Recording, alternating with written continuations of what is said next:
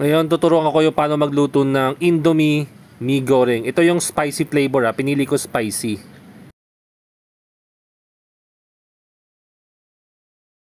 Bali, dalawa lulutuin ko. Bali, isang pirasong mi goreng, isang itlog. Depende sa inyo yan kasi ako gusto ko talaga dalawang itlog. Iba talaga isang piraso lang. Yan, pakulo na tayo ng tubig. Yan, lagyan natin ng tubig.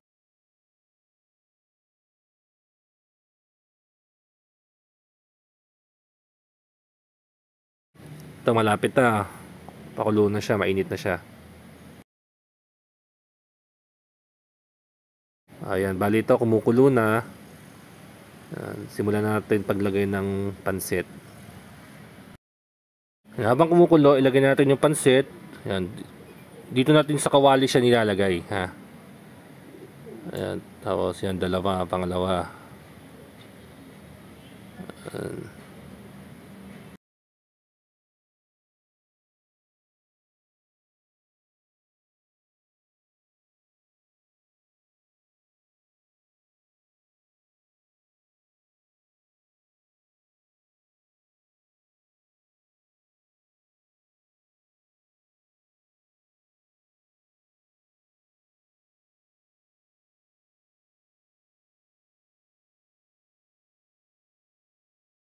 Ayan, lagyan na natin yan.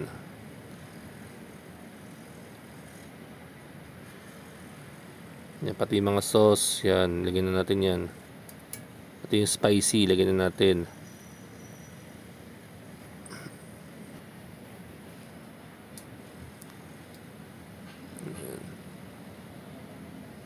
Ibuhos natin lahat.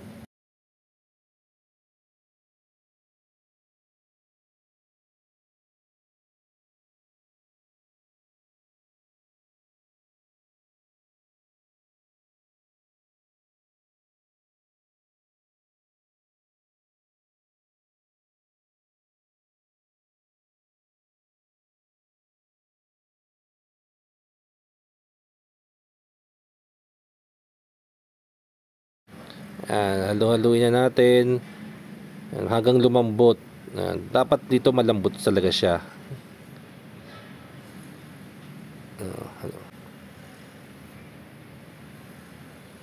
Halo-haluin na natin. Yan. Nakita mo yung mga sabaw-sabaw pa siya. Mamaya mawawala yan. Dapat na malakas ang apoy para sipsipin niyo yung mga seasoning.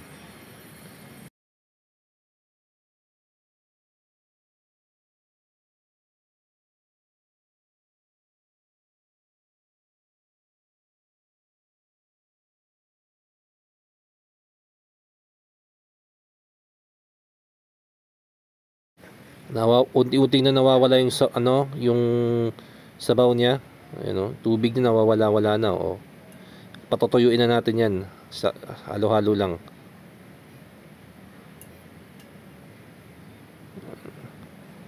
Halo-haloin na natin. Unti-unti na mawawala 'yan. Ito yung natutuyo siya, natutuyo.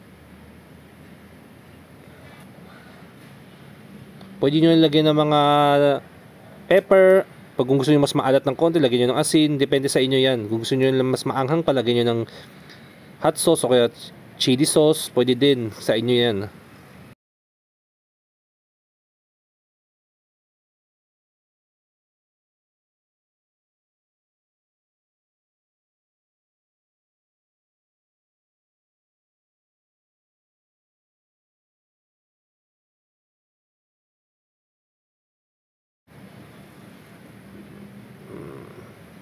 Ayan. Ayan, tapos na. Ayan, ito, oh, yan, oh. Oh. Okay, guys, salamat. Kain na. Salamat sa panonood. Like and subscribe. Thank you, thank you, thank you.